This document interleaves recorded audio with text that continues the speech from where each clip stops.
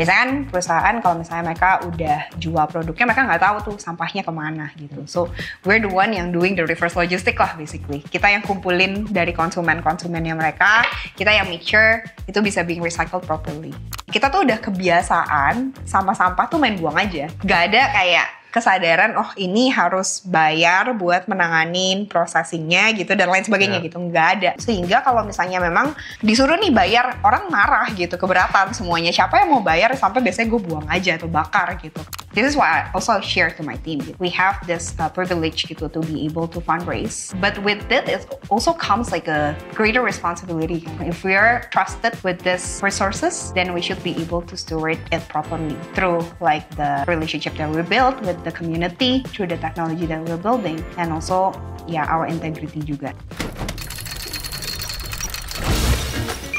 Hi, it's Gian, and this is Mind of a Builder, decoding the minds of those that dreamt and built.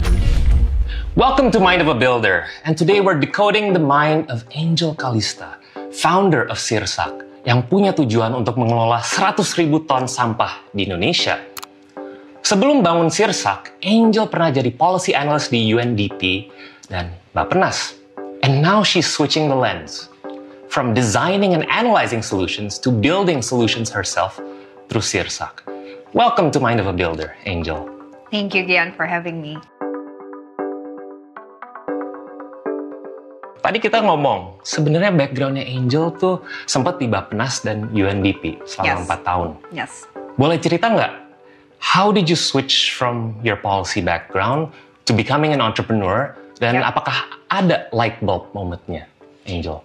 Sure, happy to share about that. So maybe, like you mentioned, so I started my career in policy. Jadi memang banyakan in the policy sector.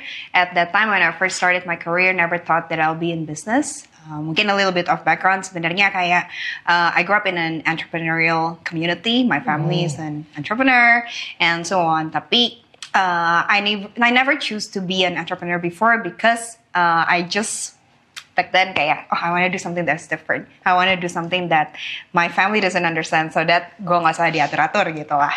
In the beginning gitu ya. Tapi kenapa bisa masuk ke doing my own thing eventually. Jadi memang ada satu poin di mana waktu itu when I was working at Bappenas at that time, and then COVID happened. I moved to Singapore and then with my family. Jadi waktu itu sempat tuh dari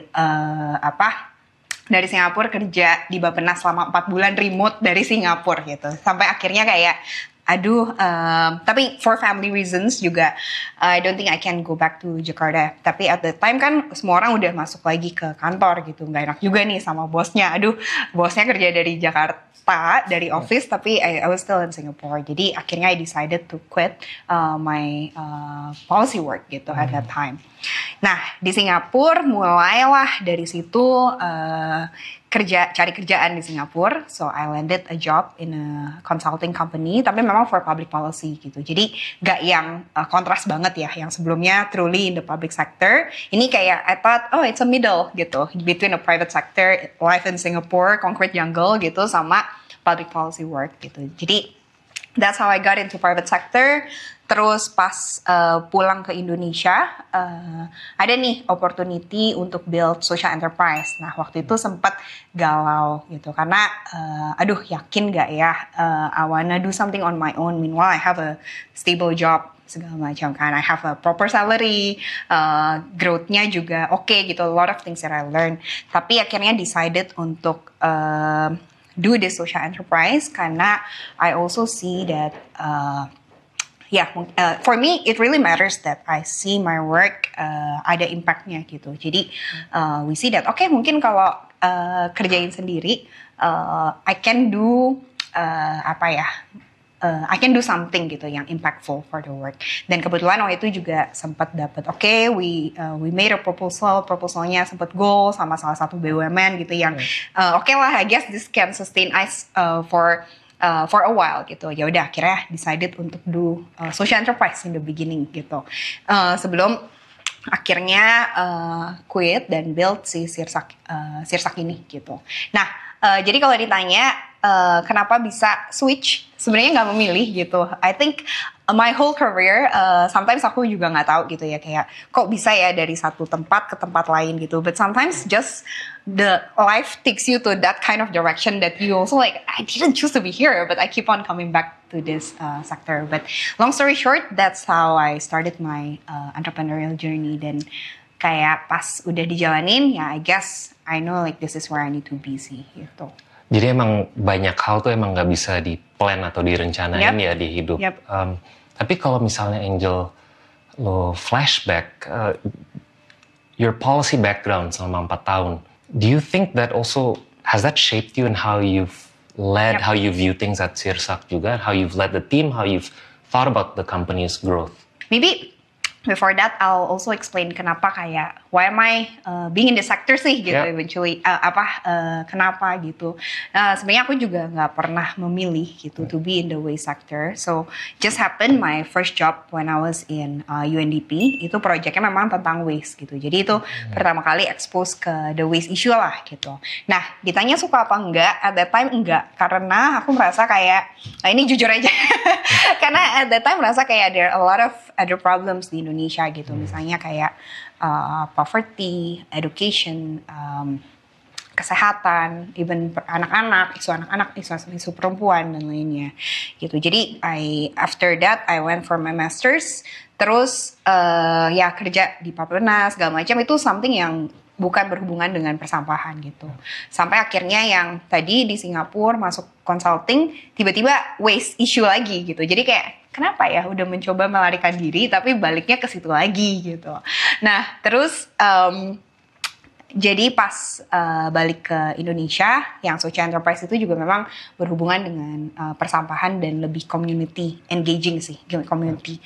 Dan along the way, I also found that all the issues that I wanna work on, misalnya kayak tadi yang poverty, about gender, labor segala macam, I can also find it in the waste issue gitu.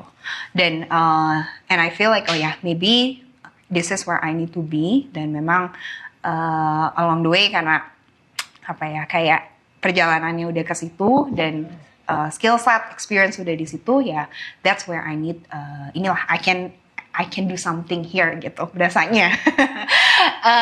Dulu kan mikir ya, so I had my dream mau kerjanya di international organization awalnya gitu. That's why I pursue like international organization route lah gitu in the beginning. Tapi dan mikir juga waktu itu kenapa ya, kok jadinya begini gitu. Cuma again, I feel like because I'm also privileged to be surrounded with entrepreneur community, businesses segala macam. Jadi aku juga mikir gimana caranya bridge the world gitu, between the two gitu. Karena sometimes kan it's just very way opposite gitu kan, very opposite in the other spectrum. Tapi gimana caranya what I do through Sirsak can actually bridge the two world yang often contrasting gitu sih. Using my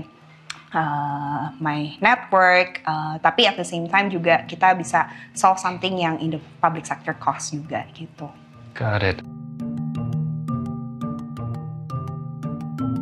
Gue kalau mikirin waste management ya, itu sesuatu yang kompleks and maybe messy di Indonesia. Mungkin bisa explain dulu nggak the concept or the entire value chain of waste management di Indonesia, and what role does Sirsak play, or what is Sirsak trying to problem solve in the current value chain of waste management di Indonesia? Yes, memang it's very complex gitu, karena sekarang ini kan misalnya contoh sampah kita dari rumah tangga gitu. Mostly, dan sering banyak yang nanya ke aku, udah mau pilah sampahnya, tapi habis itu dicampurin lagi, terus buat apa dong milah sampah gitu. Memang itu masih common lah terjadi di Indonesia gitu. Jadi memang most of the waste that are in Indonesia right now, sekarang itu diambil, misalnya dengan Dinas Kebersihan, Dinas Lingkungan Hidup, habis itu mostly masih masuk ke TPA gitu. Meskipun sebenarnya ideally in an ideal situation, of course, sampah ini di ideal situation ya, sampah ini bisa dipilah dari rumah tangga, dipisahin yang mana yang masih bisa didaur ulang, itu akan ke industri daur ulang, yang organik akan tanganin, apakah composting dan lain sebagainya gitu. Yang residu ini yang masuk ke TPA gitu. Jadi hanya persentasenya tuh harusnya dikit yang masuk ke TPA, atau sebenarnya di TPA pun juga bukan digeletakin gitu aja jadi gunungan sampah, tapi bisa ditanganin lah gitu. Ditanganin jadi energi dan lain sebagainya gitu. Jadi meminimalisir apa yang masuk ke TPA. Tapi unfortunately sekarang masih banyak yang memang ujung-ujungnya sampahnya karena nggak ditanganin dari rumah tangga, semuanya kecampur, jadi terkontaminasi, nggak bisa didaur ulang, akhirnya ke TPA. Dan banyak sektor-sektor informal yang ada di dalam yang di TPA atau mungkin yang di value chain sebelum-sebelumnya yang pilah-pilahin sendiri gitu. And that's why kenapa informal sektor terkait dengan persampahan itu sangat besar sekali di Indonesia ini. Gitu. Got it. Gue baca mungkin ada beberapa statistik yang beda, tapi intinya there's about 60 million tons of, I think, waste di Indonesia. I don't know, it ranges, but I read 11 juta of which is mismanaged gitu. Mungkin boleh cerita nggak, mau itu dari perspektif policy-nya atau perspektif konsumernya, why do we have that big of a percentage of waste mismanaged di Indonesia? Yes, sebenarnya on the waste consumption itself memang jumlahnya besar because of course we are a big nation gitu kan. Makanya memang secara produksi itu juga besar. Dan kalau kita lihat saat ini sampah-sampah yang mismanaged itu banyak kan tuh sampah-sampah yang low value sebenarnya, kayak saset-saset segala macam. Dan mungkin where to start ya, bahkan karena it's a big of an issue gitu. Kayak of course complicated problem, infrastruktur kita juga kurang gitu untuk di mana nih orang ngumpulin sampahnya, habis itu yang tempat pemrosesannya di mana, itu juga masih kurang. Most people nggak tahu kalau misalnya mereka mau tanganin sampah properly itu harus bawa kemana gitu. Bener gak? Kayak I think people don't know gitu. Even me, I just moved to a new area from my previous one. I'm having trouble untuk finding the waste place yang I can easily taruh gitu. Bahkan it is just like a bit of an embarrassment because I run a company that do waste management. Tapi gue juga bingung gitu awal-awal ya. Itu sih, I think most people juga nggak tahu. Jadi memang kurangnya infrastruktur yang ada, kurangnya edukasi untuk orang tuh taruh sampahnya di mana sih gitu ya. That makes a big problem. Orang nggak tahu kayak harus taruh sampahnya kemana gitu. Jadi itu causing a lot of mismanage. Dan for those yang udah udah nanganin sampahnya pun, mereka juga itu balik lagi ke low value plastics. Tapi kenapa orang nanya juga, kenapa sih udah tahu sampah low value plastics itu susah didaur ulang, susah ditangani, jumlahnya banyak, kenapa orang dan bahaya gitu ya? Mungkin kalau masuk ke lautan dimakan sama ikannya dimakan sama kita gitu kan, all those kind of thing yang happen, kenapa masih dipakai gitu? Cuma memang kayak I talk with the producers actually gitu. I talk with the policy makers segala macam. Memang ekonomi di Indonesia ini kita kalau misalnya karena kita negara kepulauan, kita pergi misalnya ke daerah-daerah segala macam, pasti di warung-warung lihat itu kan serencengan saset-saset semua segala macam. Dan kenapa orang masih pakai itu? Karena secara ekonomi itu masih yang jauh lebih murah dan secara quality itu yang bisa kedap secara quality pun dia lebih tahan lama lah gitu. Kalau misalnya mau switch ke material yang lebih ramah lingkungan, itu akan compromise on the cost. Sedangkan ekonomi kita, masyarakat kita kalau misalnya naik berapa harga air mineral 2.000 gitu, misalnya naik 100 perak aja udah ngoceh kan pasti semuanya gitu. Jadi that's the dilema yang ada di persampahan ini. Itu mungkin salah satu halnya ya. Tapi among other things, of course, lack of infrastructure, lack of policy juga, dan mungkin policy secara nasional udah ada policy dan sekarang banyak yang diterapin juga di daerah gitu. Tapi mungkin lack of capability dan lain sebagainya, dan lack of standard sih sebenarnya. Kayak kita tuh nggak kalau di luar negeri yang aku belajar gitu ya, kayak orang tuh tahu misalnya ini sampah-sampah yang bisa didaur ulang tuh ini, yang nggak bisa didaur ulang mana, dan mereka terapin itu secara merata gitu. Tapi kalau di kita beda-beda gitu. Masih ada orang yang udah buang sembarangan aja. Tapi ada nih yang willing buat bayar untuk waste-nya diambil gitu. Atau ada orang yang milah 50 jenis gitu di bank sampah ya. Tapi most people ya udah main buang gitu aja gitu. Jadi lack of standard orang juga nggak tahu yang mana yang harus dilakuin gitu. Got it. Ya, mungkin those some of the problems. Wah, explain the role of Sirsak, Angel. Dalam konteks itu, what solutions are you providing? And I also read that sebenarnya kan traceability is one of the things that you're trying to implement or improve di Indonesia. How are you doing that through Sirsak? Jadi Sirsak stands for Sirkular Sampah Kemasan. Karena again, permasalahan sampah di Indonesia tuh banyak banget gitu, belum organik, B3 dan lain sebagainya. Jadi we choose to focus on kemasan gitu, sampah kemasan. Dan yang tadi mungkin kemasan itu adalah salah satu yang banyak ya kita temuin di sungai dan lain sebagainya, yang kalau nggak ditanganin secara properly itu akan leak to the ocean, to TPA dan lain sebagainya gitu. Jadi kenapa kita sebenarnya fokus untuk kemasan. Dan what we're doing adalah kita membantu perusahaan-perusahaan untuk menangani sampah-sampah kemasannya secara properly, dan kita make sure itu memang being recycled properly. How we work itu adalah kita menangani sampah kemasan itu yang sebenarnya post konsumen gitu. Meaning jadi itu sudah biasanya kan perusahaan kalau misalnya mereka udah jual produknya, mereka nggak tahu tuh sampahnya kemana gitu. So we're the one yang doing the reverse logistic lah basically. Kita yang kumpulin dari konsumennya mereka, kita yang make sure itu bisa being recycled properly gitu. Nah, how we work? Yes, we work with brands, tapi at the same time juga we need to work with the community.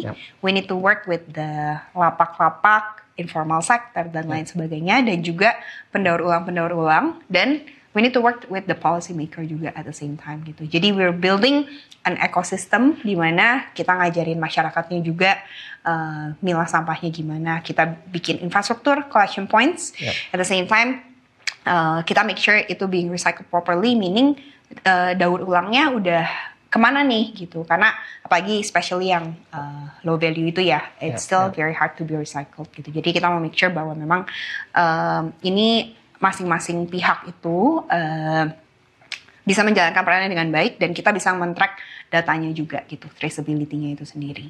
Got it. I want to touch on both dari sisi community-nya dan juga policy-nya. Kan emang Sirsak yang tadi kita sempat mention, ada tujuan untuk mengelola 100.000 ton sampah di Indonesia. Mungkin yang community dulu ya, Angel, kan emang banyak keterlibatan informal sector. What's the challenge there? Bagaimana overcome challenge-nya, and what's the education challenge-nya? Karena kan emang mungkin education juga penting ya, Angel. What's the challenge there? Mungkin pertama dari sisi community-nya dulu, Angel. Yes. Okay. A lot of challenges, of course.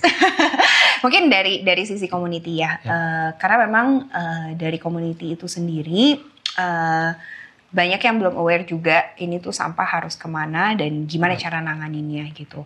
Tapi meskipun kayak gitu, sebenarnya we see sekarang tuh movement di tingkat masyarakat sendiri tuh juga besar gitu. Jadi contohnya kayak kita sekarang di Sirsak, kita kerjasama sama 250 bank sampah gitu.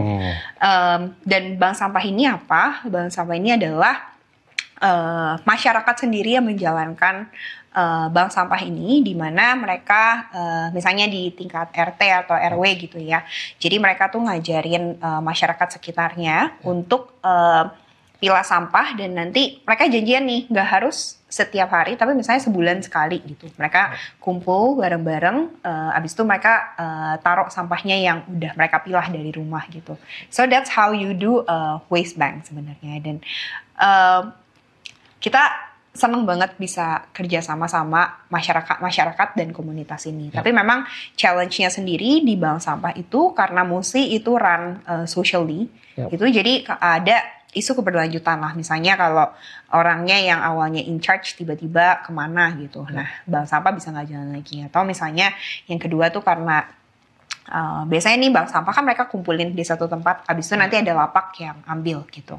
Banyak misalnya komitmen dari lapaknya yang kurang, sehingga bank sampah udah ngumpulin tapi lapaknya nggak datang gitu. Atau misalnya mereka udah barangnya diambil tapi nggak dibayar-bayar, sedangkan mereka tuh harus bayar ke nasabah-nasabahnya juga. So they face that kind of challenge juga sebenarnya saat ini. Nah, gimana kita apa yang kita lakukan adalah sebenarnya we're trying to build the community of this waste bank dengan memprovide sebenarnya apa sih yang mereka butuhkan. Oke, satu lapak yang reliable gitu. Jadi itu yang kita coba untuk buat juga sih. Apa kita hubungkan mereka dengan lapak-lapak yang reliable.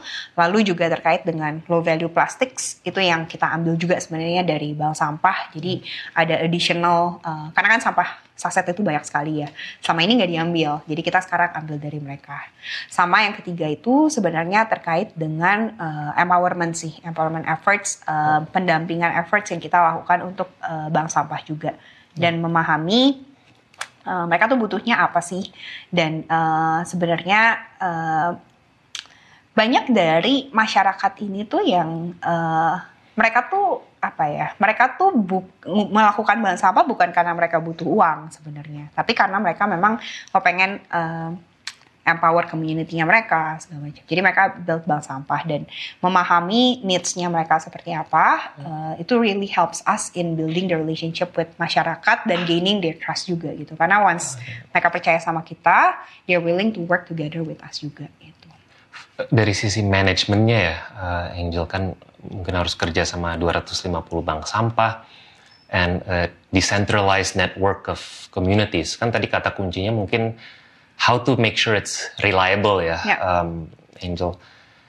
Dari sisi manajemennya dari Angel atau dari tim Sirsak, how do you ensure the quality control and making sure things are reliable, as you said, Angel? Yes, good question. So, jadi kita memang untuk me-reach ke 250 bank sampah itu, kita juga bekerja sama sebenarnya dengan agregator-agregatornya mereka, lapak-lapaknya mereka. Jadi kita make sure bahwa lapaknya mereka ini udah oke nih untuk ngambil ke masing-masing bank sampah tersebut gitu. Another thing that we do is actually we're building the technology gitu. Karena memang goalnya Sirsak kita bisa mendigitize masing-masing titik di value chain tersebut gitu. Jadi misalnya contohnya kayak di bank sampah di community, kita sekarang develop teknologi di mana kalau misalnya mereka kan dulu secara manual. Jadi misalnya Angel bawa 5 kilo PET ke bank sampah, nanti ditulis nih Angel PET 5 kilo, terus nanti Gian PET 2 kilo gitu, terus nanti mereka kaliin satu-satu ditambah satu-satu gitu kan. Jadi it's a lot of masih kayak gitu, itu yang dilakukan di bank sampah.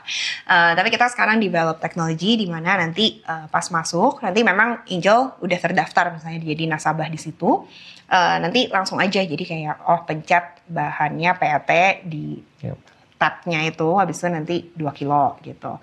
Jadi sebenarnya biar mereka nggak harus kaliin satu-satu, tambahin satu-satu, tapi it's already there gitu. So those are the efforts that we are trying to do. At the same time juga itu mengurangi tim kita yang harus ngecekin satu-satu datanya lapangan juga gitu. Karena itu salah satu efforts yang kita lakukan juga sih gitu untuk sama masyarakat.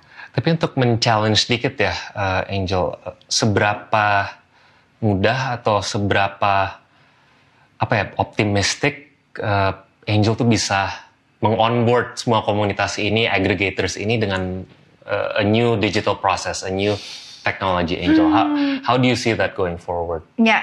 Memang good question again. Kayak challenges there, challenges is real lah. Dan kayak kita juga memang when we introduce the technology, jujur aja kayak banyak jadinya tuh yang lebih muda-muda yang willing buat bisa ikutan in the beginning atau anaknya gitu, atau dari tim kita yang bantuin dulu nih di awal-awal gitu to set up ini. Cuma again sebenarnya kayak I would say that technology is just it's an enabler gitu, atau it helps us to do the work faster. Tapi balik lagi yang most important tuh adalah operationsnya sendiri sih gitu. Jadi memang before we develop the technology, kita udah ngelakuin operations ya. Kita udah ambil dari 250 bank sampah ini. This technology is just helping us to record the data better gitu. Jadi memang what's still important is the operations gitu. Jadi ditanya gimana kelanjutannya kalau nggak ada, ya bisa. Cuma ya it just takes a lot of time aja and efforts gitu. Tapi makanya ya we hope that we can on board gitu. Cuma tetap bisa, tapi lama. Ya. Jadi emang teknologi itu bisa bantu scale dan manage, tapi core operations, experience, and the education itu juga penting ya, Yes. Angel. Itu kan tadi community dan management atau operations ya. Nah, ke policy side-nya, apa yang masih lacking dari sisi policy di Indonesia dan mungkin bisa dibandingkan dengan policy atau benchmark yang bagus di luar negeri, Angel? Boleh, mungkin aku 2 hal ya. Ya. Yang pertama tuh yang terkait dengan policy terkait kemasan lah mungkin ya, dari produsen point of view gitu. Jadi memang saat ini di Indonesia itu ada peraturan Menteri 75 tahun 2019 yang terkait dengan tanggung jawab produsen gitu. Tanggung jawab produsen.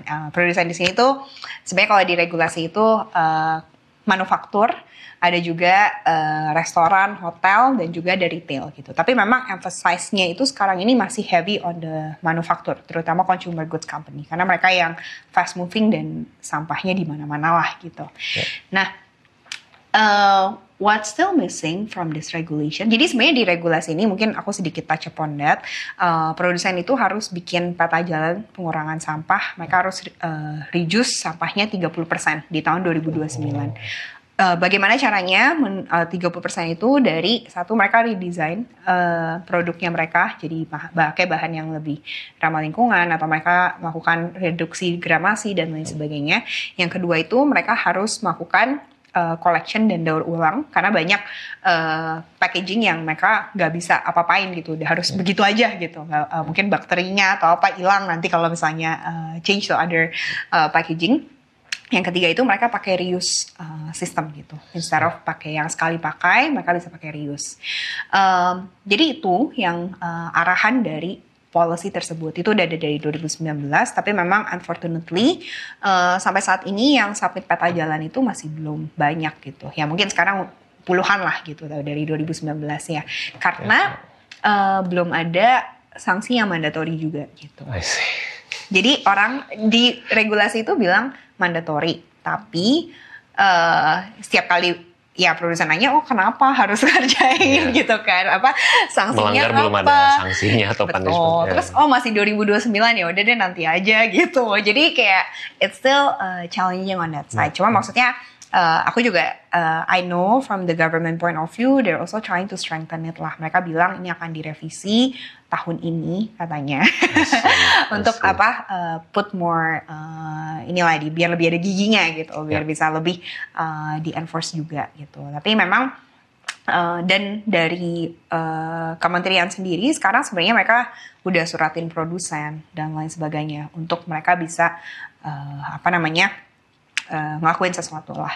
Dan sebenarnya on that regulation sebenarnya yang masih menurut aku bermasalah adalah kemasan itu kan ada yang high value sama low value. Jadi bedanya tuh adalah high value itu yang udah bisa didaur ulang lah gitu. Jadi di pabrik-pabrik daur ulangnya udah banyak, bisa didaur ulang, marketnya udah clear. Bahkan pendaur ulang ini rebutan untuk dapetin materialnya sampai harus impor-impor dari luar negeri dan lain sebagainya. Tapi ada juga yang low value gitu, yang tadi si saset-saset, which is secara market belum clear. Kita ngerjain itu gitu, kita yang ngerjain on that side gitu. Secara market dan demand masih banyak PR-nya lah gitu. Kalau di luar negeri yang dilakukan adalah produsen ini harus bayar lebih kalau mereka menggunakan produk yang low value gitu. Ada namanya eco-modulation. Jadi kalau mereka pakai misalnya kayak saset gitu, mereka harus bayar fee lebih mahal nih Jadi gunanya apa? Biar mereka nanti transisi untuk jadi yang monomaterial gitu. Yang lebih monomaterial, lebih gampang didaur ulang gitu. Contohnya kayak gitu. Gitu. Tapi di Indonesia itu belum ada terkait dengan eco-modulation itu gitu. Nah, yang kedua tadi mungkin kan yang kemasan. Yang kedua sebenarnya dari sisi masyarakatnya sih. Kita tuh udah kebiasaan sampah-sampah tuh main buang aja gitu. Gak ada kayak kesadaran ini harus bayar buat menanganin processingnya gitu dan lain sebagainya gitu, nggak ada gitu. Jadi terlalu biasa untuk melakukan itu sehingga kalau misalnya memang disuruh nih bayar, orang marah gitu, keberatan semuanya. Siapa yang mau bayar sampai biasanya gue buang aja atau bakar gitu kan. Ya kalau di luar negeri, of course itu ada tipping fee-nya gitu. Karena pengelolaan sampah itu nggak murah dan aku tuh suka sebel kayak memang ekonomi sirkular, memang sampah kalau yang high value itu ada harganya, bisa dibeli gitu. Tapi nggak semua sampah tuh kayak gitu. Dan kebayang nggak sih logistik cost-nya tuh kayak apa gitu untuk ngambilin sampah yang nggak high value, ya misalnya high value tapi cuma 2 kilo, tapi harus ambil ke rumah, itu logistiknya kayak apa? It's a nightmare gitu kan. Jadi harus ada, memang harus ada cost yang dibayar untuk kalau mau make sure persampahan ini bisa jadi gitu. Tapi kita nggak aware about that, nggak ngerti ya, pokoknya begitulah. Jadi sebenarnya ini harus ada tipping fee gitu lah ya, atau biaya pengolahan sampah yang dikeluarkan sih gitu. Sirsak kan mungkin masuk ke kategori green atau impact business ya. Sempat ada tren naiknya impact business, tapi ada juga yang skeptical about how effective, how profitable sustainable or green businesses are. How are you trying to differentiate yourself with Sirsak and ensure its own economic sustainability in the future, Angel? Yeah, good question. I think that's the question that I'm also asking myself every day. Well, if I could be honest again, I think, we see, actually the market is there sebenarnya gitu ya. In different sector ya, misalnya let's say if you do waste trading, I even meet like people in the informal economy who make millions of dollars maybe per month just from like doing waste. Itu misalnya on the waste trading side of things gitu kan. Sekarang in Sirsak memang yang kita coba untuk kerjakan itu adalah kita membantu produsen untuk daur ulang sampah kemasan mereka gitu. Tapi of course producers still see this as a source of cost buat mereka gitu kan. Tapi gimana caranya, ini PR kita gitu. Gimana caranya kita bisa kasih value yang nggak cuma bikin itu source of cost, tapi mungkin this could be a sales channel for them, this could be a marketing channel for them gitu. Jadi kayak kita try again karena we know that the collaboration building a system is very difficult, so we're trying to see each stakeholder ini sebenarnya mereka butuhnya apa sih, and those are the value that we're trying to do while also at the same time making our business sustainable. Dan sebenarnya di sini kayak we're trying to build a product gitu kan, dimana kayak kita bisa scale, that's the dream gitu. That's the dream kalau misalnya this product bisa udah bisa di take off segala macam. Tapi of course we need to think while we're building the product, of course we need to think about some other ways yang bisa memang keep us sustainable lah.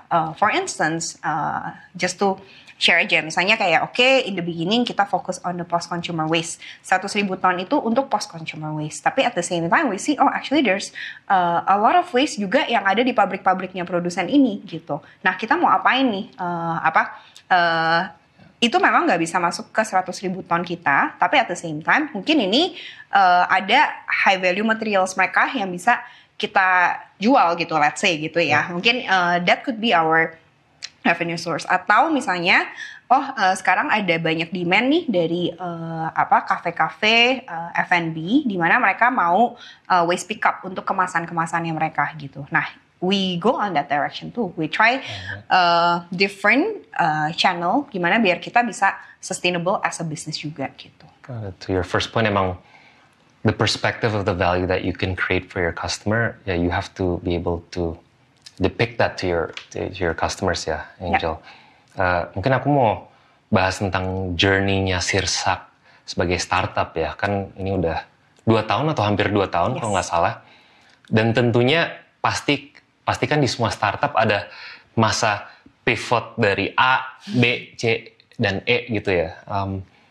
Bisa cerita nggak Angel, journey untuk mencari business clarity-nya Sirsak sekarang gitu dan ke depannya, Angel? Yes.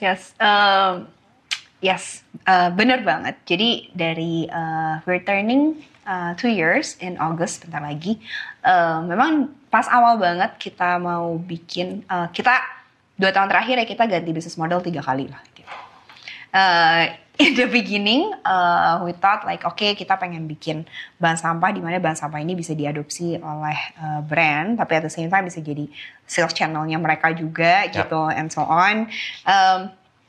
That idea we tried, tapi funny enough ya Gian, kayak sekarang kita actually di saat ini ngerjain itu juga gitu. Maksudnya ada sampai yang kayak gitu juga gitu jadinya. Jadi kayak terus yang second thing tuh kita sempat mau bikin SaaS sebenarnya. Karena kan kita tahu brand-brand harus nanganin sampah kemasannya, mereka harus track dan lain sebagainya. So we thought like we wanna make a software for that gitu. Didn't work out. We talked to I don't know how many brands, a lot of problems lah gitu. Cuma until like we land on this, terus kita sempat ada satu lagi, kita tuh pengen bikin kayak sebuah platform di mana kita gather circular economy players gitu, kayak startup di circular economy, and then we match it with brands gitu. Sempat ada itu, berarti udah gantinya berapa kali tuh. Until we land on the apa yang kita fokus di sampah kemasan ini. Cuma memang what we realize is that our goal is still the same. We want to help businesses to transition to circular economy, even though awalnya kita coba a lot of different ways, bingung gitu, sampai akhirnya okay, let's focus on sampah kemasan. Tapi again kayak even in the journey that we're building right now yang sekarang ini, ternyata bits of and piecesnya tetap ada dari yang dulu-dulunya gitu, yang kita mau coba kerjain juga gitu. You talked a lot at the end about kalau society there might be a big adjustment or shock. Selama 2 tahun jalanin Sirsak ini, what's been the biggest shock or the biggest learning from your experience for the last 2 years in about waste in general that gila gue nggak tahu ini sebenarnya sebelum gue jalanin Sirsak? Oke. Sebenarnya mungkin gini sih, kayak dulu when I was working on policy side gitu ya, kayak I used to work in Bappenas, which is a planning ministry kan, kayak what we do is basically we make policy recommendation gitu based on kayak apa yang kita lihat di lapangan from our field work yang gak terlalu lama lah gitu. Jadi tuh it's easy to say kayak recommendation, collaboration between stakeholders and so on gitu. Now that I'm working in Sirsak, trying to do collaboration is very very hard gitu. Semua orang tuh punya kepentingannya masing-masing in a way. Kayak it's just so hard to see the purpose tuh apa gitu. Kayak karena semua orang punya kepentingannya masing-masing. Jadi gimana untuk greater good ini dijalanin gitu. Jadi itu sih mungkin yang paling yang aku mungkin shock ya, karena kan kayak terjun langsung trying to do something that I usually just write gitu. Kayak it's not easy gitu untuk ngelakuin itu sih. How would you describe your leadership style? How do you manage your team, and how have you grown as a leader, founding your own startup for the last 2 years, Angel? Good question. Dulu, cause dulu back then I used to work for a big organization or like kerja lah gitu kan. So what matters for me is that how I do my work properly gitu. I have to finish my task well gitu. I have to make my clients happy. I have to make a good report. I have to be able to gather all the stakeholders segala macam gitu ya. That's what I learned back then gitu. Nah cuma sekarang now that I'm doing my own thing gitu. And as the company grows, awalnya kan, of course kalau masih, dulu kan aku berdua, abis itu bertiga gitu ya. Ya we do everything on our own kan, dimulai dari nge-set up email lah atau ngurusin apa di kantor ya, semuanya lah dikerjain sendiri gitu. But as the team grows, I also realized that I need to be able to take care of this people gitu, my team gitu kan. Dan it becomes another kayak, dan semakin timnya grow, semakin realize kayak I think my role as a leader is to take care of the people who will do the job gitu. who will do the job. Dan honestly like I was so afraid back then gitu, kayak am I gonna be a good leader? Ini orang percaya nggak ya sama gue? Am I doing the right thing? What if like I do the wrong thing and then I take all these people down with me gitu. So I used to have those kind of fears. Even though sekarang udah lebih kayak there's a reason why I'm here. There's a reason why I'm given the resources gitu. Dan sebenarnya itu sih kayak how I can actually communicate my vision, my purpose to my team juga gitu. Sebenarnya itu yang, dan I'm not a type of person yang kayak lu harus ngerjain apa yang gua suruh gitu. Tapi I'm trying my best to I know that I'm not the smartest person in the room gitu. If I'm the smartest person in the room, berarti gue salah gitu. I should have hired or learned from people who are actually smarter than me and can help me to run the company juga gitu. Jadi that's what we're trying to implement in the company. We're open to feedback. Everyone is chill gitu, kayak yang penting we know kerjanya beres segala macam. And again, we're in it for the same purpose lah gitu, for the same value juga. Got it. It was just announced that Sirsak closed a fundraising round ya, Angel. $600,000 gitu. Mungkin boleh cerita nggak, kasih practical tips or some tips of what are the keys to fundraising? And the second question is, how do things change for you, or how do you see things changing now that you have fundraised some money in terms of how you'll lead Sirsak now? Yeah. Thanks for asking the question. Sebenarnya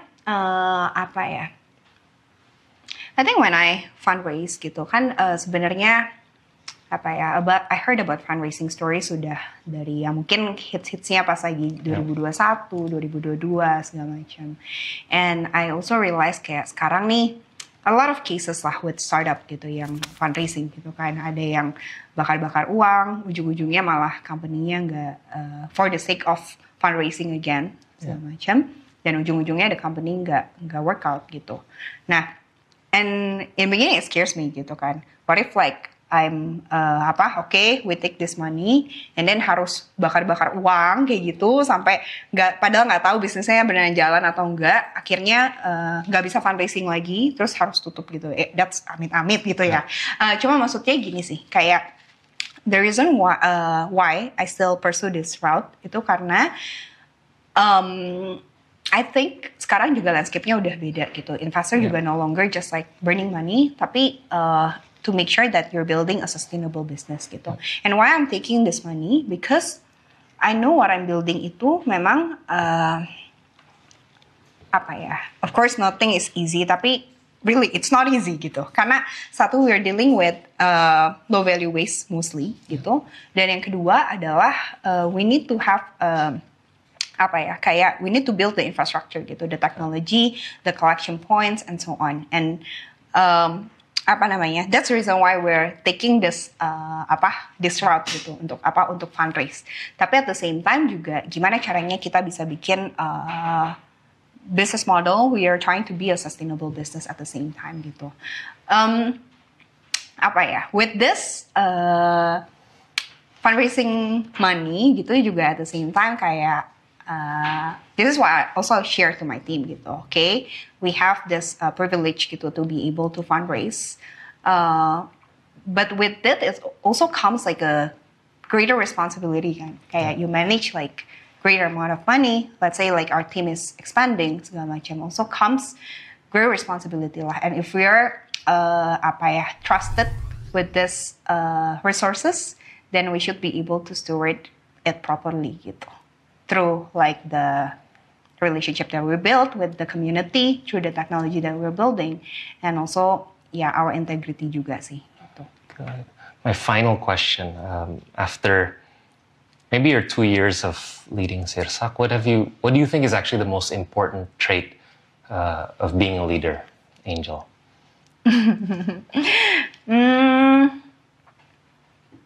Apa ya? I think the first one is remember your purpose. Remember the reason why you're doing what you're doing. And then, second thing, keep going. just keep going. People will, kayak when I first started Sirsak, I was talking to some people lah gitu kan. And then they just shut down my ideas. Like a lot of times, they told me like on my face that it's not gonna work gitu. Even kayak another person came to someone who invested in me and said like, oh, you fundraise in Sirsak. I talked to Angel and shut down all her ideas gitu. I mean kayak I do realize that just keep going, meaning that not everyone will believe in your idea. Not everyone will buy in gitu. Sometimes you also doubt yourself. Tapi when you look back, you actually make some progress. What I'm proud about is that I went to one of the largest producer, gitu, consumer goods producer 2 years ago. I came to them, only like, I presented to them, they opened doors for us, tapi ya udah kayak, they never get back to us, gitu. Tapi recently, like I came to them and they say that, oh, you're actually making a lot of progress. And that's something yang kayak, oh, if I stop in my first rejection back then I wouldn't be able to like, do what I'm doing. Kayak when we look back, kayak 8 months ago, we started like this packaging yang recovery itu 8 months ago. But now we're starting from zero. Now we're like in 250 collection points gitu. Now we have big clients, big names, consumer goods, multinationals, nationals that trust us gitu. Dan kayak if I look back to the journey, then I just have to keep going and remember why I'm doing this in the first place. Just keep going. Angel, thank you so much. Thank you so much, Rian. That was the mind of Angel Calista, founder of Sirsak. Kalau kalian suka dengan episode kali ini dan pengen tahu lebih lanjut soal Mind of a Builder, subscribe and follow our social medias @BuildInBlue. I'll see you in the next episode. Have an awesome day.